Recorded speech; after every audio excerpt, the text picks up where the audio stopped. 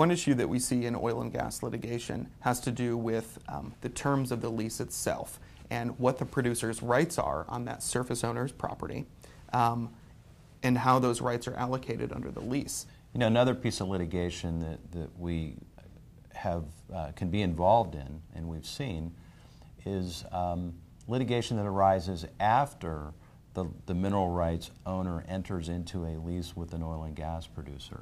They've got a lease agreement with the mineral rights owner, and that lease agreement really is pretty tight and says what the producer can or cannot do.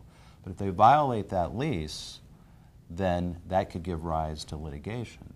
They could violate that lease for the very simple reason that they're not paying royalties. They could violate that lease by creating nuisance issues like noise issues, pollution issues, a whole host of things that can happen subsequent to the oil and gas producer showing up on site and drilling that well. Here at Bricker, we would have expertise in representing anyone who claims an interest to the mineral rights underlying a given parcel of land that a developer deems to be potentially profitable in developing. And the owner of those mineral rights could be the surface owner or a oil and gas producer who has leased the mineral rights from the surface owner, or subsequent oil and gas producers who have leased from the original oil and gas producer. So really our universe of clients that we represent include the owner of the mineral rights and surface owners, and anybody purporting to own the mineral rights. Sometimes when people think of litigation, they think of bringing a case all the way to trial.